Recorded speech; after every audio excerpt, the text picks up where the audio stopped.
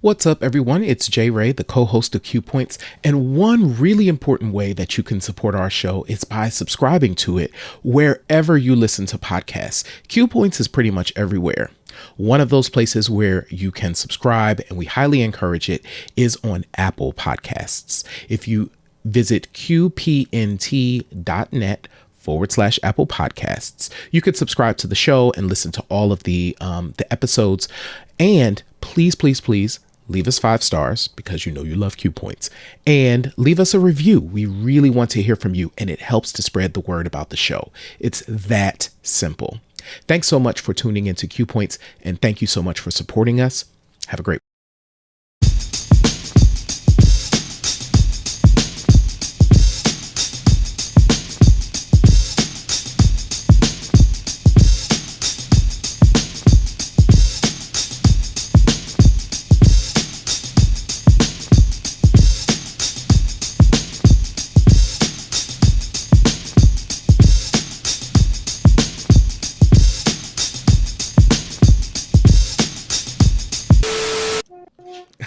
Hey, wow, that was quick. It was fast. Ooh, you caught me off guard there. Thank God I wasn't doing nothing crazy. Hello, everybody. Welcome back to Q Points. I am Sir Daniel. And my name is Ray, sometimes known by my government as Johnny Ray Cornegay III. What's happening? And we want to welcome you, and in the back, you in the middle, in the front. Yo.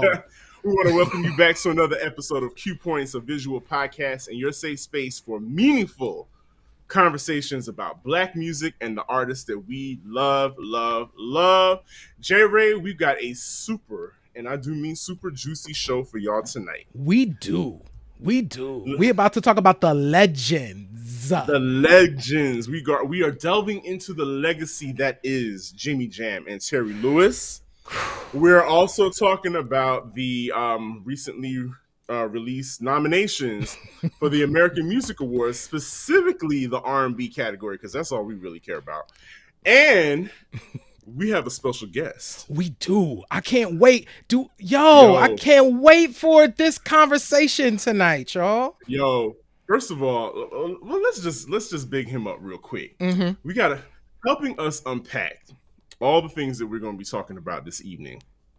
It's a gentleman. I kind of wish that we could play music. Right. And I know YouTube and Facebook would eat us alive. But whatever I play, it would be some West Coast funk with something with Nate Dogg in the background. Maybe some Dame Funk. Could we do some Dame Funk? Would that be a thing? Something real funky with a nasty bass line. Yes. Because this dude is like the boss of the West Coast. I consider him a friend and a mentor. And listen, he is also, did you know this? He was also a soloist for a gospel group named Victory. Word? You weren't expecting that. Listen, he is the host of the Music is the Key podcast. He has so many accolades to his name. I'm not even going to try it. I'm going to let him do all of that stuff. But ladies and gentlemen, let's welcome to the Q Point show, Q Points family. Please welcome our very, very special guest this evening, none other than Daryle. Look, got some Dame. Since I can't play him, I might as well big him up. You gotta show him. Welcome to the show, man. Welcome to the show. I love you guys. Thank you so much for allowing me to be here. This is gonna be fun, man. This is gonna be fun. Listen. Hey, man, you pulled out the old gospel one, man. Wow, that was. I was gonna delve into your vocal history back, singing with Victory and gospel choirs. I got a question. I spent years recording gospel choirs. That is literally how I got started in music. So this is fascinating history that I did not know about you. I'm excited. We got to talk. We got to chop it up about that. Yeah, let's get right into it. First of all, let's welcome everybody. If you're new here, you tuning in because you love Daryle. We love you for loving Daryle because now you love us. So welcome to Q Points. Thank you so much, Patricia. We see you. What's up to Carlton? Thank you so much for holding us down. We see you in there in the chat. But listen, before we get started, we have to make space for somebody that's very important to all three of us because we've all been residents here in Atlanta at some point. I'm still a resident here, and we've all been touched by the recent loss of Jovita Moore, who was the lead anchor at WSB TV. I tweeted after she passed away. I tweeted that. Well, no, I say this. One of her colleagues tweeted about how Jovita was the one that brought all the Black women journalists together in Atlanta after the passing of Amanda Davis, who was another iconic Black woman journalist here in Atlanta. And she got them all together. She created a sisterhood. And I said to myself, you know what? Atlanta has hands down the most impressive sorority of Black women in journalism, bar none. Yes. Bar none. And Jovita was definitely at the top of that pyramid. And I just want to pay my respects to her because she was a titan here in Atlanta. Yes. If you've ever been in journalism, you've met Jovita, you know she was that girl. And Daryle, she meant a lot to you as well. Yeah, she meant a lot to me. I first met Jovita in 1998 when she came to Atlanta, and we met actually at a Falcon game. I had recognized her from doing some stand-ups, and at that time, I think I was working at 790 The Zone, so I was at a sports radio station in Atlanta, and we just hit it off from there. And she was pretty much like my big sister. Wow. Fast forward to 2019. I was going through a real deep depression because at this point, I wasn't going anywhere else in Atlanta media. And Jovita was the person that I confided in. And I told Jovita, I said, Jovita, it's not really good for me right now. She said, Daryle, you know what? It's time for you to go. It's time for you to spread your wings, get out of your head, and I'm going to help you. And Jovita would send me things every single day until eventually I got signed to work at Fox Sports Radio in Vegas. And she would call me every day. Text, call, Daryle, you okay? I'm making sure you're okay. You know you're my brother. Fast forward to last week, I texted her on Tuesday, and I didn't get a text back. And I was like, wow, I knew something was up. And then, I got the call on Friday, like found out like everyone else that she had went to a better place. So, man, she was one of those people who just brought everybody together, just like how Monica Kaufman did before her. And, Amanda, rest in peace. Remember Brenda, what was it? Brenda Wood? Brenda Wood, yes. Man. It was like we've had a lot of strong Black women in Atlanta that led that charge. So I'm honored that I got a chance to work around them. Yeah, that was beautiful. Yeah, absolutely.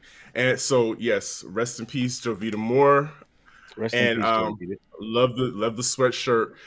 We also gotta take up space for Ronnie Wilson. Yeah. Ronnie Wilson of the Gap Band passed away. That's right. And, we're talking about Jimmy Jam and Terry Lewis tonight. And Jimmy Jam and Terry Lewis is band culture. Yes. We cannot talk about band culture and not talk about the Gap Band.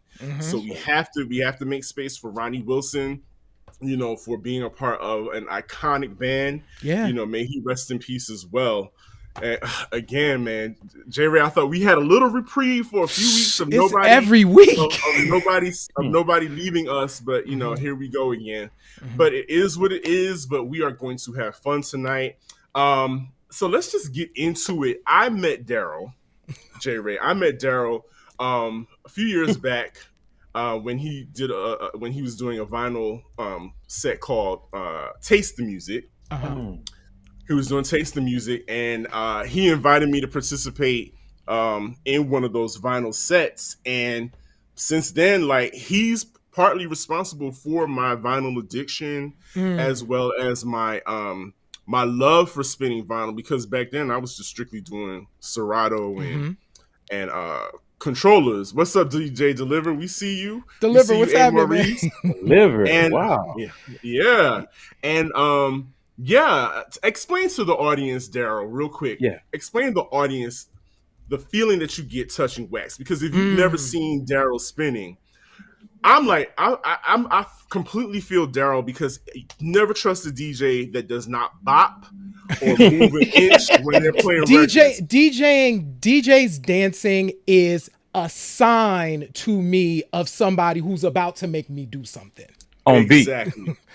beat. On beat. You gotta be on beat.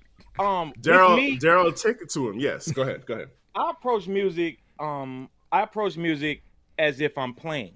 So every time I'm spinning, I'll key in on one instrument. I may key in on a bass. I love to play the bass. I love to play the keys, but I'll key in on a bass. So I'm basically bopping off of a bass for the most time that I'm spinning. But I feel like that DJ should be an extension of the music. So anytime that I'm sharing music, I want to give you an experience. I was always told by Dame. It's funny, we started off with this record, but Dame told me, you better do something more than just go up and just spin records. Like, you better give the crowd something. Give them something. Like, it's enough people doing the little, nah, man, give them you. Right. And I've always felt like if I just put myself out there like that, I think that's how I've drawn the people that I've drawn, because they feel it. You know what I'm saying? Just give them something they can feel. Yeah. But touching vinyl is something different. Like, you see this? You got to touch it. Oh, look at the Daryle Foley. You see, I had to do. Yeah, listen. It's always a flex with that one. Always. It's always going to be a flex. When we were on his show, Music is the Key, we said one thing, and like 20 minutes later, it was like on the turntable. On the turntable. I love y'all, man, but I can be myself with y'all. That's why. Anybody else, I'm just sitting here. No, we're not too cool for school around there. Listen, you brought up Music is the Key. Please tell our viewers and listeners about Music is the Key and invite them to check you out. Okay. Music is the Key is a show that airs every Thursday on YouTube, on my channel. They Might Be Taping is my company. So it's myself and Chaotic Blaze. We do this, and what we do is we invite guests with us. But the cool thing about the show is right now we're going to take a hiatus because Blaze is getting ready to move to Orlando. So I'm going to put out a bunch of best of shows that you guys will be on very soon. Yeah, I'm going to put out a bunch of 30-minute just to keep the momentum going, because I don't want to just stop and then lose whatever little momentum we have. So but that show, man, is just DJs just sharing their love of the music, sharing whatever they want to share. A lot of times DJs, you have to play a certain thing in certain establishments. Like, most people want to hear the Drakes, but a lot of DJs want to pull their vinyl. I see your face right there, Sir Daniel. But a lot of DJs want to touch their vinyl. So yeah, I want to hear the Drake joints too. I want to hear the vinyl, but I want to hear the Drake joints too. Well, they have Drake on vinyl too, also. So They do. They do. I just don't know much about the new Drake though. I just saw somewhere where there might be a shortage of vinyl plants, and we probably need to talk about that and create some vinyl plants. Yeah, that's been bubbling for a while, actually. So we don't lose. Yes, but you know why though, man? You know why? Because now, if you really think about it, the record companies have to take that extra step. You know what I'm saying? And think about it. Record companies have gotten so lazy. They don't A&R anymore. You know what I'm saying? They find the person off of SoundCloud or some with a following. Yeah. And just go for it, man.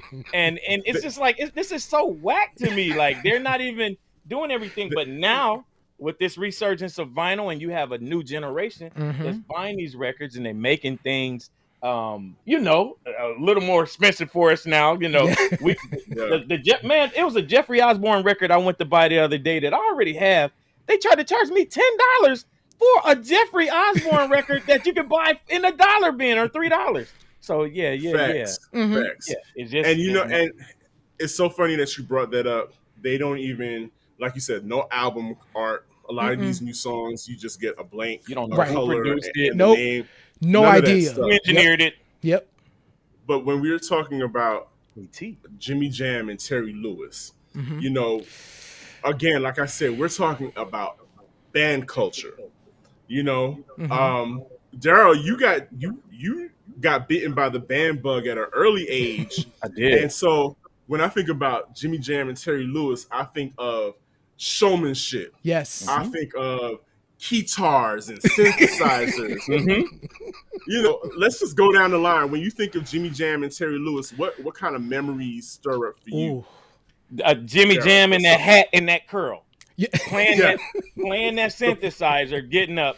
Terry Lewis with his Lokes on and his fedora, just strumming on that bass.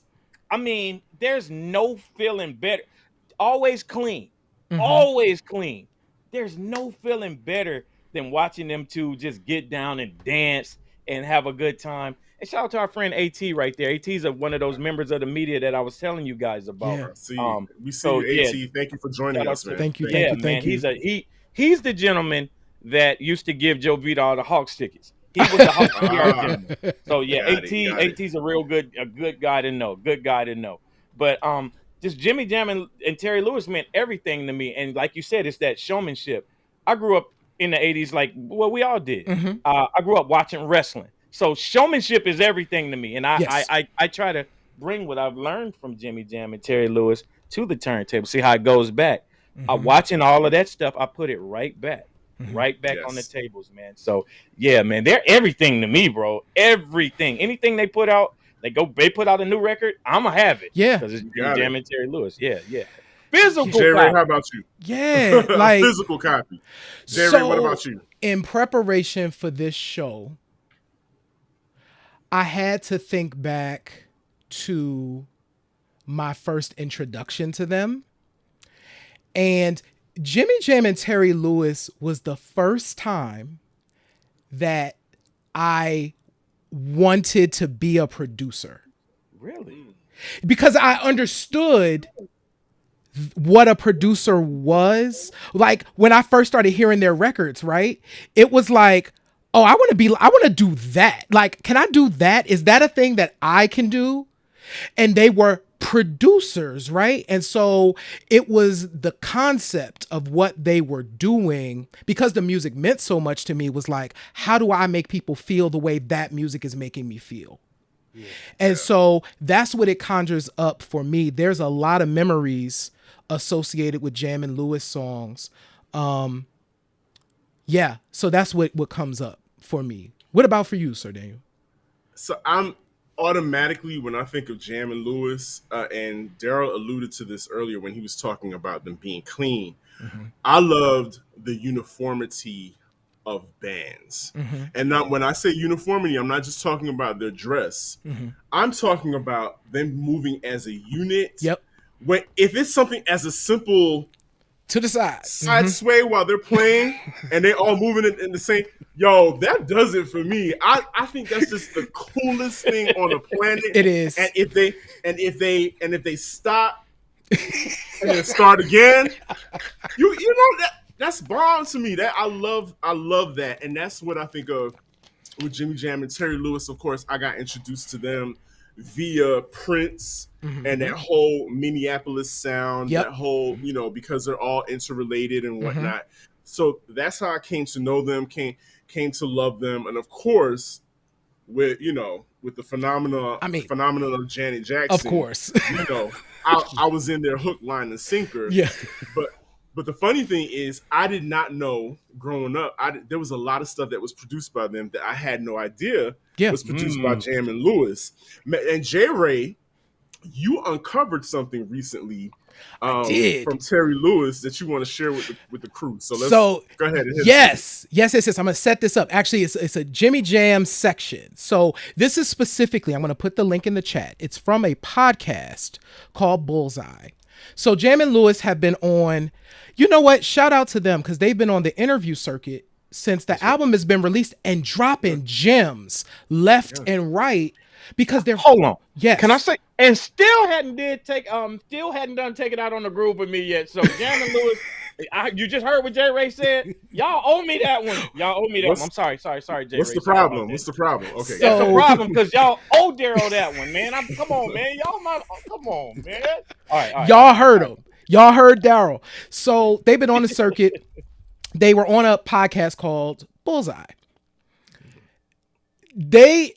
So I'm going to play a section of that show real quick. Hopefully Facebook allows it. I'm sure it'll be fine. But we're going to play it. I'm going to leave our mics on while y'all hear it. And then we're going to come back and we're going to talk about this because I do have a point I want to make about this. With those hard drums, boom, bop, But he sent me the stem that he sent me, and he sent me a time code. He wanted me to hear this particular was the synth, just halfway through the record. So I just wanted to play a little bit of that.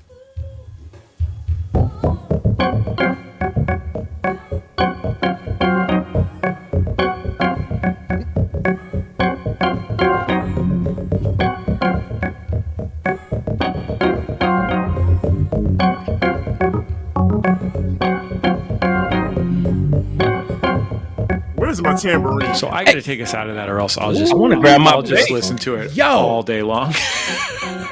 Yo, yeah, that was my attempt to slide the family stone. Okay. Here's why I wanted to play that.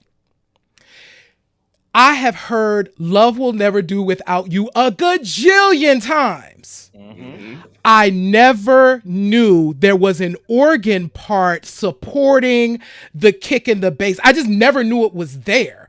I heard that and was like, what? That's Quincy Jones has this thing he called ear candy. Mm-hmm.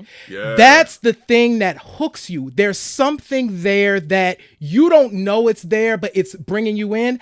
I heard that and I was like, that's that thing that you can't put a finger on. That was nothing but church. You saw it. You saw how we automatically, first of all three of us made the face at the same time. That we all did the face. And just nod your head. Yeah. Yeah. And then I was looking for my tambourine because that ain't nothing but praise and worship right there. Right. Oh, come on now. That is praise and worship. And that's I keep saying this about, if we talk about our music and the thread.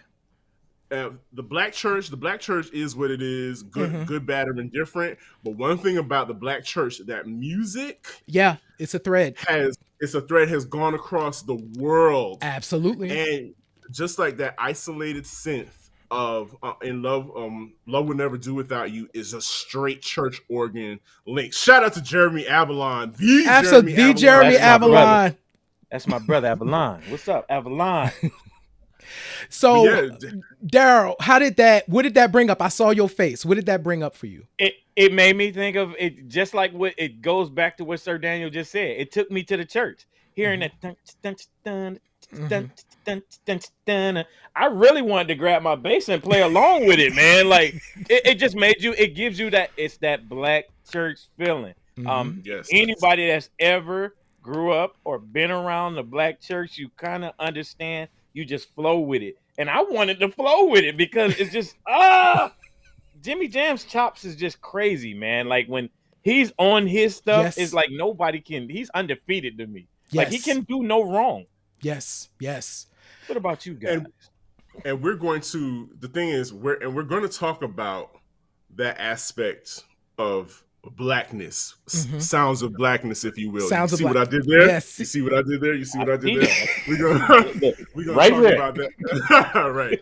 We're gonna talk about that a little bit later when we discuss those AMA nominations. Right. But it's unmatched, like you said. Let's just do a little, round robin. Like, what's your favorite Jamin Lewis touched song? It could be by them, it could be by any group. Just run it down the line. Who wants to go first? Testify. Oh, that's a great tune. Testify, because if you think about Testify is one of those gospel songs that it's certain breaks on the song. It's right before they get to that. It's right before and I forget homie's name. But they was feeling 9 at the fire. Lift your voice up to the sky. Right before that part, there's a part where you can hear Jimmy Jam going doom doom doom doom. Like he plays this bass line doom doom doom doom. Doom, doom, doom, doom, doom. Like he goes crazy in it, and it takes us back to church. But you can tell that was something that he really felt. You know what I'm saying? Like it just that church. But that's number one for me. To testify, and then of course what's missing. What's missing is my second one. Okay. Alexander O'Neal was missing. You cannot beat that. Yes. Oh, Alex's catalog is so classic. As for Jeremy, just shouted out Jeremy what's said the missing same thing. by Alexander O'Neal. Y'all are as twinning. well. Look at you, twinning. We are twins, though. Me and Jeremy are twins, and we got something coming up for y'all in the future. I can't wait for that. I cannot wait for that. We're gonna hit y'all with something at the top of the year. Just wait. Nice. So for me, I go back to the very beginning of The Feeling. And It's Just Be Good to Me by the SOS Band. Like, literally, imagine 5-year-old Johnny. Now, my first favorite song, Daryle, so Daniel, I think you know this, was Bustin' Loose. Chuck Brown's Bustin' Loose. My mom will tell you, like, oh, you love that song. We had to get you to 45. That was your jam. So that's my DNA, right? Just Be Good to Me by the SOS Band to this day makes me feel things. One, that song is like 8 minutes long. And that end section is also like church. It is. And that joint right there, so that's it for me. I mean, so much of it is great, but if I want to pick one, that's it for me. Okay. All right. Oh yeah, I love The Finest as well, Jeremy. The Finest is great. So, all right, if we're talking about favorites, my first favorite, and I told you guys this before we went on the air, Climax, Wild Girls. That listen, it goes back to the uniformity, the swaying back and forth, the slapping, the synthesizers. It has all of that, and of course, my favorite part is the song. In the song, is when they break down the beat and they go slap. Little stuff like that is just so funky to me, and I love Climax already. Period. Good, bad, and I love all the versions. The Bernadette Cooper version, the Cheryl Cooley version. There's a lot of versions. I like them all. Does Joyce Irby have a version too? Cheryl Cooley version. She probably does. But Joyce is, they do it for me. But I truly love Climax. And then second, if we're talking about feeling, there's something, the word lush always comes to mind when I think about Jamin Lewis's production. Yes.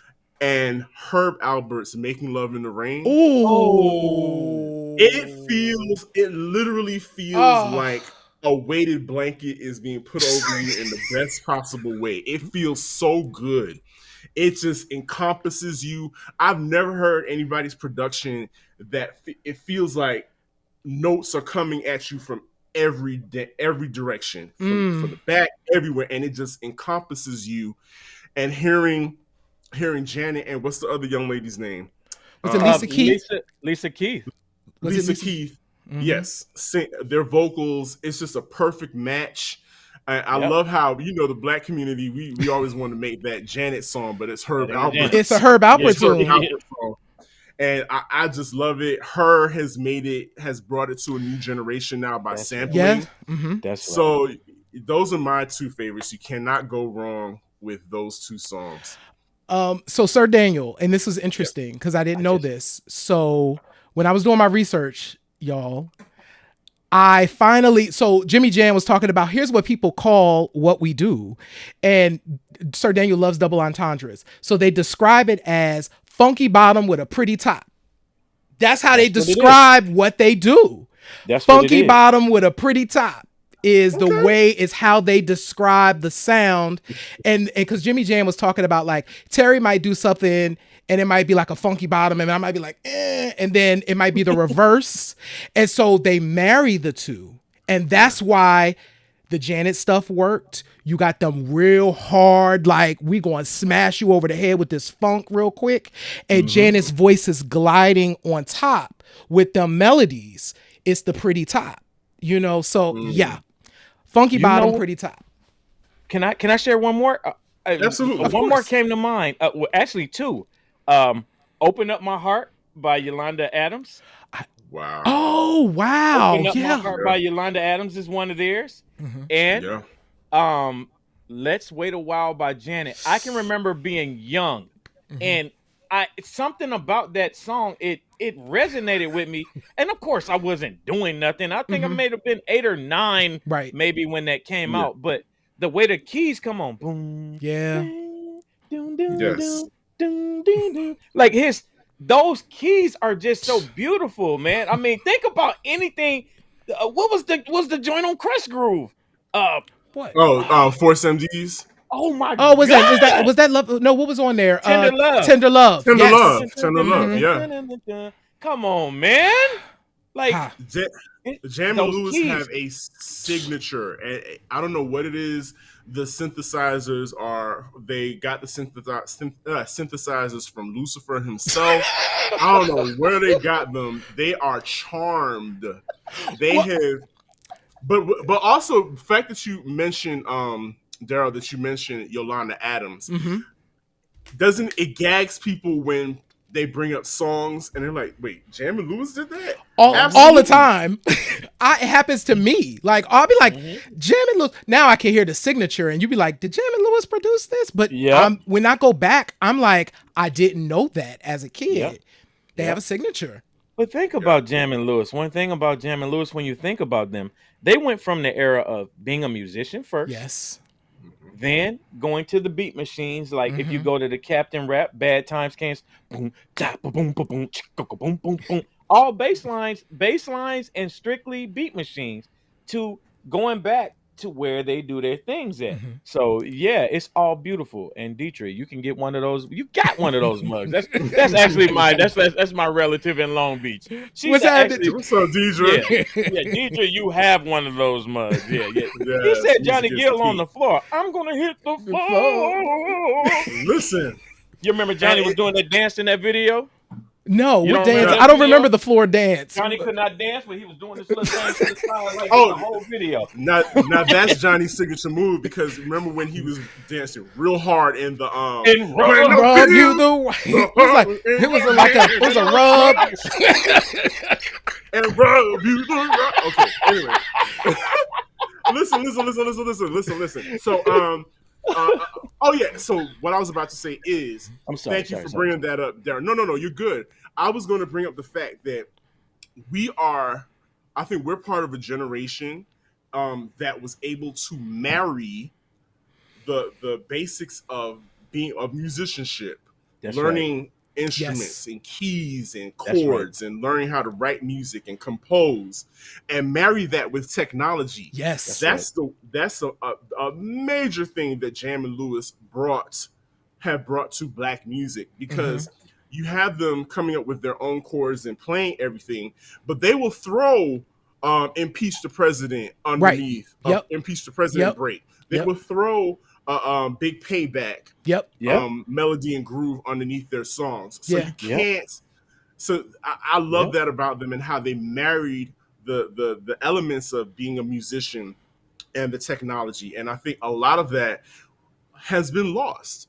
Yeah. Now we just strictly technology. Everything is I can create a beat on this phone right here, but shoot it up to SoundCloud. Yeah. Right in my bedroom right here. You know what I'm saying? But it's not the same. Literally. Yeah, like one of the things that this is where I'm gonna hop on a soapbox real quick. This is where music in schools is incredibly important. I got introduced to instruments in elementary school. Some Black woman handed me, I can't remember her name, I should play the clarinet. And I got a clarinet, and I had to learn about the reed, and I had to learn about the notes, and I had to do all of this stuff. And I didn't know what it was, but then when I played it, I was like, oh, this is dope. Like, I get a chance to like do this. They don't have that. Like, the first thing they cut is arts funding. And they've cut music out of schools. It is how so many musicians that I know got started. Yes. Their first instrument came from a school. Is choir still in church and stuff? Chorus? Do they still do chorus and choir and stuff still in church? I mean, in schools. I'm sorry, not in church. I don't know about in schools. I don't know, but I was in choir. I was in chorus. All of our educators that are watching and listening right now, drop it in the chat. Do they still have chorus in schools right now? I remember Mr. Chase. That's who first put a recorder in my recorder. hand. Yes. We all Mary had a little lamb, and we all had to learn hot cross buns. The glockenspiel. They didn't even give you the glockenspiel of the recorder. No. Yes, the recorder. And remember pulling out all the parts of it and learning all the different parts of the recorder. And that kind of stuff is just it's missing, and we can see it. Yes, it's evident now in today's music. And I think this might be the perfect segue into our next segment, which is about the American Music Awards. And listen, I'm just gonna be frank with y'all. I saw the nominees for all the R&B categories. I'm gonna drop the link in the chat. Let me just run it down real quick. All right, so favorite male R&B, we got Chris Brown, Giveon, Tank, The Weeknd, and Usher. Usher's the only OG up there, in my opinion. If you ask me. Oh yeah. As far as R&B is concerned. What about Brown and Tank though? But Usher been around way longer than they've been around. Usher been around since like 92, 93. Yeah, he's the OG. He's the OG of he's that. OG. He's the OG. Yeah. Okay. Yeah. Favorite female R&B, Doja Cat, Her, Jasmine Sullivan, Yeah, Janae Aiko, and SZA. So which joint did SZA? She only had two joints. Two new joints. She had put out a couple. That's like right. I forget. Yeah. She had put out a two. And then for favorite R&B album, Doja Cat, Planet Her, Giveon, When It's All Said and Done, Her, Back of My Mind, Jasmine Sullivan, Hotels, and Queen Naija, Misunderstood. So interesting. Wait, what happened to this album? We talking. This is why we gotta have this conversation. Your guess is as good as mine, Daryle, because I guess to me, we were just talking about music being taken out of the schools, and we were talking about how. I'm sorry, music, the R&B, what they're calling R&B today, and maybe it's because I'm an old head. That ain't. I'm not getting the belt. I'm not getting the belting. I'm not getting lush back. I'm not getting lush background vocals. I'm not getting my double claps. I'm not getting the bass slapping. I'm not getting any of that. And to me, I want people to feel like they can do them. Yes. And express themselves. Our good friend Rob Milton. Oh my Every God. time he says this on Twitter, people are always making this argument about there's no such thing as R&B anymore, and he's always arguing the other point is that yes, it is. You just have to look for it. It is there. But what I'm seeing is what's not getting recognized, or what is getting recognized, is being passed off as R&B, is lightweight pop. Is pop. Heavyweight pop. Heavyweight pop. With like a little sprinkle of R&B here and there, It is pop. Yeah. He said that Stokely didn't get nominated because Stokely came out a little later before a lot of this stuff came out. I don't think he made the deadline for that. Stokely's album literally just came out a month or so ago. Yeah. But it's a great album, and I'm never gonna say anything wrong about that dude. Yeah. That is my He's a favorite. legend. Yes, like 50. What? Stokely's 50, between 51 and 55, and still sounds like he sounded on the first single. Yeah. You know what I'm saying? Basically doing backflips on stage. Like the man is a gem. Dancing and jumping and still not missing a beat. So but that list out of Giveon is pretty good. I'm gonna give he sounds very sleepy. I'm not gonna give you that. I think a lot of R&B today is very sleepy, to be honest with you. You said it. That's the perfect word. Sleepy music. It's a lot of codeine in the cup. It's real trappy, and I know there's a lane for it. I get it, but it's like Carlton says, they want the R&B. They just don't want it from us. That's the same way it is in DJ culture in LA too. I'm sorry, I had to get that out. Oh, bless the Lord. Say that. No, say that. They don't want that from us. They don't want it from us, though. They don't want it from us. They want to be safe with it. They want to.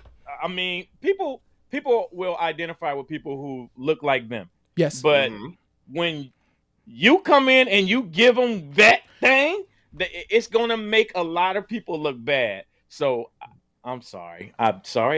Pardon me. I just went off on a tangent.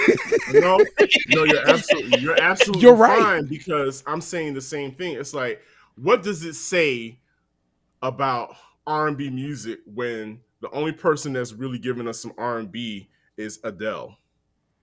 That's not R&B though. That's not Yebba. R&B either. Or Yebba. So, but that's what I'm saying. That's the kind of the bar that we have right now in R&B, or what's being pushed to us as R&B today. Right. It's we're in an interesting. I mean, this happens often, I think. Like, and we haven't been able to roll this back. Okay. The industry loves to put something in the wash, put some bleach in there, and bring it back out and sell it back to you as this is what it is, right? And so we'll buy it, like we'll cobble it up, and then they just keep repeating it. The moment something is hot, they're just going to repeat it, and it's going to be the thing. That's how we've gotten to the place where we are, right? Mm-hmm. The reality is, I think Toni Morrison had this quote that was basically talking about when Black folks was doing our thing, 50s and 60s, we competing against each other. We playing in our own neighborhoods. We playing in our own clubs. You try to be as good as the next person. Jimmy Jam and Terry Lewis said that when they was in the time, they practiced for 6 hours a day. Come on, somebody. Say that again. They practiced together for 6 hours a day. And they said, listen, when we got on stage, we was cool with the musicians, but somebody had to go down. Like, I liked the other guys. They were great. Prince made sure, he said to us, y'all have to sound better than the record. Prince obviously did all the stuff on the record, and he said to them, y'all got to sound better than what I did, so get up in there and practice. And they was killing them. The point is, they put this stuff in the wash. They ain't really even putting bleach in there anymore. They're just kind of putting it in the wash and saying whatever comes out, we just gonna give y'all that because that's what y'all want. That's what y'all gonna get. And there are so many folks out here producing true R&B. Like real good, honest. The stuff that they put in it, they just put in people of color in an R&B section when those people really need to be in the pop section. It's like, this is a pop record. It's okay. Let them be in the pop category. Let Doja be in the pop category. Right. Let them occupy the space in the pop section. Let them occupy that, because pop belongs to Black people too, as far as I'm concerned. It is. It all came from us. Let them occupy that space. But, you've got people like a Stephanie Mills. You've got people who, legends and icons that are putting projects together and putting it out themselves. And it's just not getting the kind of national reception that it should. Mm-hmm. And it's just not right. And I mentioned Adele and Yebba and people like JoJo, and it's no shade to them. They do what they're supposed to do. Yeah. They sing. They be up there singing. They sing down. They do what they're supposed to do. Go ahead. Could Heather Headley be on the Grammys and restart twice? Ooh. Didn't Adele restart twice at the Grammys? Because one time she couldn't hear and another time she had to restart. You don't get that do-over. Heather could never. No. They would never have given. Never. Not even on the Soul Train Awards. No. You better keep singing that song. Yep. We're not going to re-cue this song for you. No. So, come on, man. Different rules. And here's where, and we talk about this a lot on Q Points. I think for even us as listeners, this is an opportunity. This is where we have power, right? We have power with our streams. We have power with the products that we buy, the vinyl that we decide to spend money on. And that's where this needs to go. The stuff that you love. And I know that the people that are watching us do support the stuff that they love. And the reality is the American Music Awards, they're focused on whatever's hot on the charts. Like they're going to look at the charts and be like, here's what's hot. This is in the R&B section of the charts. It needs to be in this section. It's not even like, they're not even going deep. Where we have an opportunity though is for the stuff that we do, the Soul Train Awards, the BET Awards, the BET Hip Hop and all of that. That's right. That's when we get an opportunity to dive in a little deeper. And I think that we need to support those things and support those people that are doing the things that we think are like the things we want to hear. Because at the end of the day, we set the tone for the culture. Like everything that's looks like us is what's really popular. If you really want to be honest with you, if you really want to have a real conversation. So if that's what's setting the tone for the culture, we need to be strong enough within our own group to say, hey, we need to support, like you said, Soul Train Awards. We need to support BET Awards. We need to support X, Y, and Z. And then we make it, all because we're relying on these other groups to validate us. And I think that's what's wrong with us as a whole. We wait on other people to validate. We want that stamp from that other group. And it makes you feel like, oh, yeah. But that stamp ain't needed. Jimmy and Terry didn't look for that stamp. Jimmy and Terry just went out and just trucked everybody. And still trucking everybody. And I'm interested to know what type of Usher song that they have. Is it the Usher song from this album that they put on there? Probably not. Yeah, I'm curious. Vocally on this, he killed this thing. Was that the last joint? That last joint that he had, they still play because I listen to a lot of, since I moved back home, my mom listens to her station. And when I'm driving in the car, she's still listening to it. So I've been like, this new Usher stuff is kind of hitting the way I want it to hit. You know what I mean? Yeah. So who knows what they put in there? I have to definitely look at that. Yeah. But I want to make one more quick note too before as we keep moving. I'm sorry if I threw us off, y'all. No. You are so good. You are really on point. On point. One more quick thing. So, there was an article recently, and I have to find it. I can't even remember where I read it, but it was a classic soul star talking about how before it was so important for them to cross over. Like crossing over was the goal. It was like, we need to do this so we could cross over onto the pop charts, right? Yeah. So we also have to look at systemically how even us as as our musicians were doing the work that they were doing, it's the Motown model, right? You need to be able to perform at the Copacabana. You know what I mean? You need to put on that tuxedo, and you need to be in lockstep, and you need to smile, and you need to do that. That was what everyone aspired to. And I think now the moment we're in is that's not necessary. And I think that there's still remnants of that exist because we've seen it for so long. So for the artists that might be listening to this, I think from just J. Ray talking and having done music stuff for so long, is I would say those rules don't apply anymore. Like you could just kind of do your shit.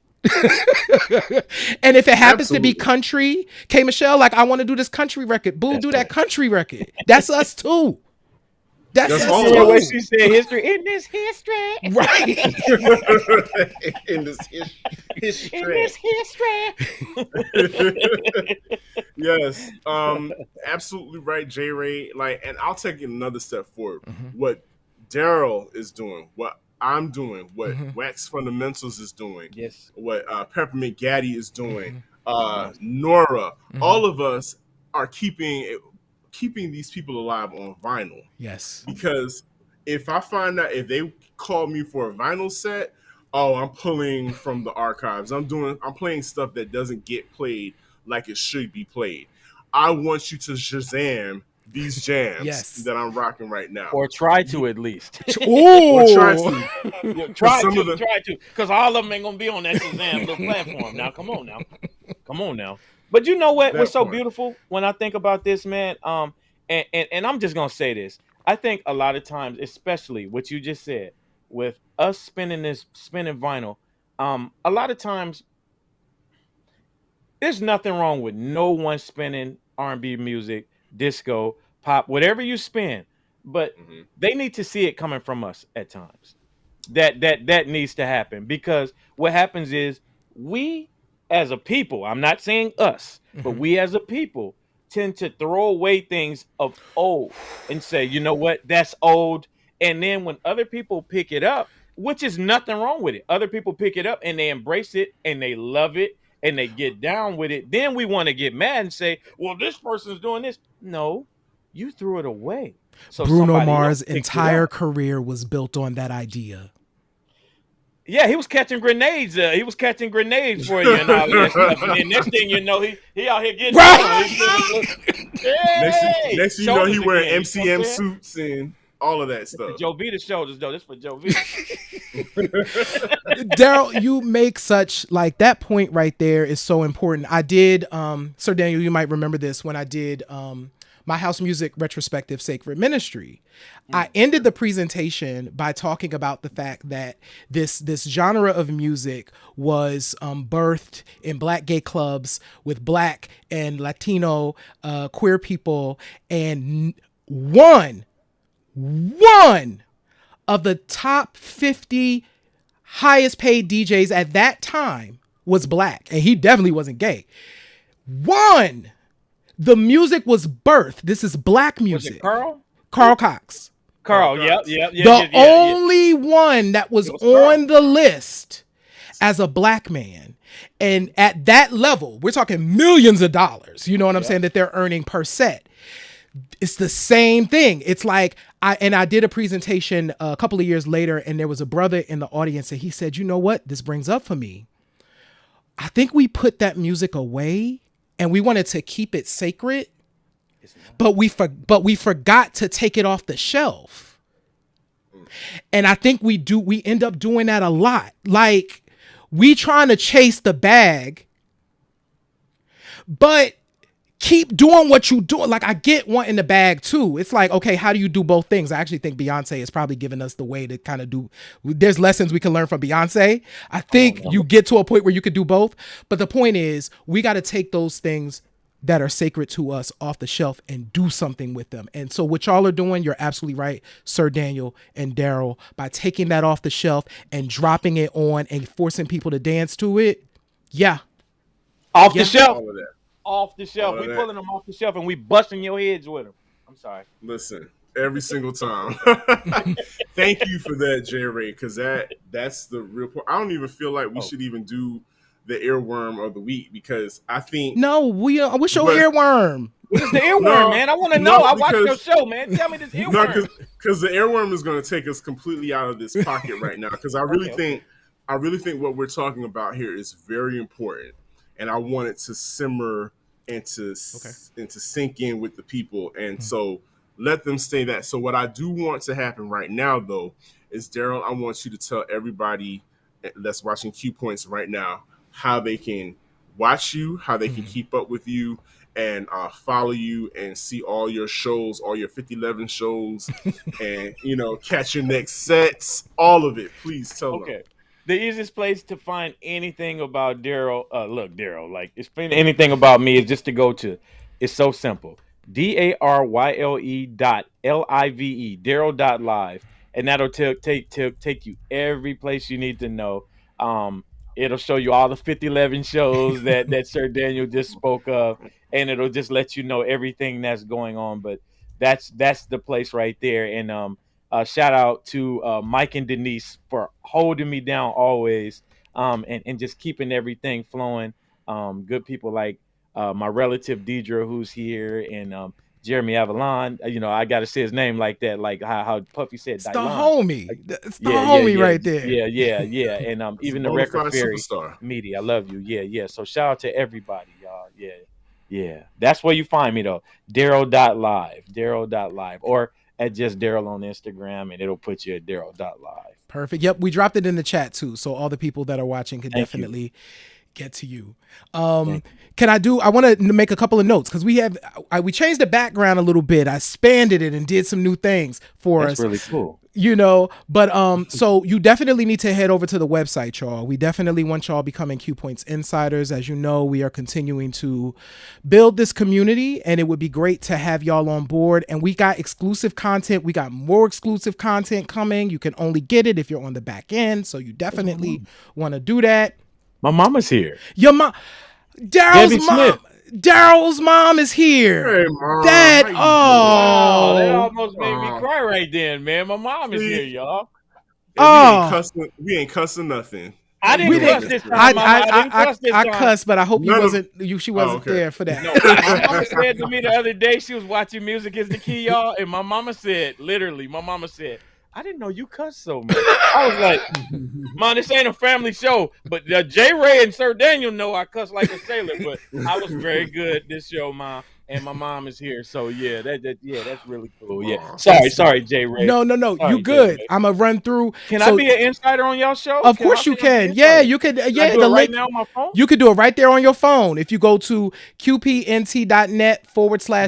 Insider, it'll pop up. You do the thing. It's perfect. Definitely subscribe to us, y'all, on Apple Podcasts.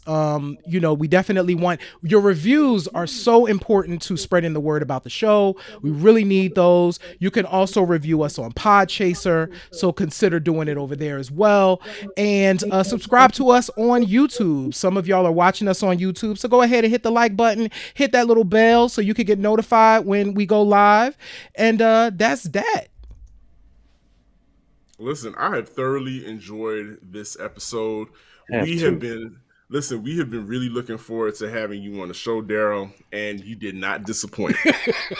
You know what? And y'all know, man, I did everything I possibly could with the different renditions of Music is the Key to try to bring that show here. And maybe once Blaze is set absolutely. up and once I get everything back from Atlanta, I'll make sure that hopefully we could have the cross show that we talked about once before. And Denise told me to ask you guys, could you guys help us with our Music is the Key backgrounds? Listen, that's all J. Ray. J. Ray is the mastermind behind all J. Ray. Hit up J. Ray, Denise. I got you. I can give you any tips you need. I got some key things that I use that'll help y'all out. So I got you. Yeah. Denise will be hitting you up. She just texted me and was like, boy, if you don't ask that question, she texted me. So every time y'all kept hearing ding, that was Denise saying, ask the question. So sorry. Ask the question. It's all good. But listen, great show, guys. But hey, listen, guys, what do I always say? In this life, you can either pick up the needle or you can let the record play. The choice is yours. This is Sir Daniel. I'm J. Ray. J. Ray and Daryle, and want to thank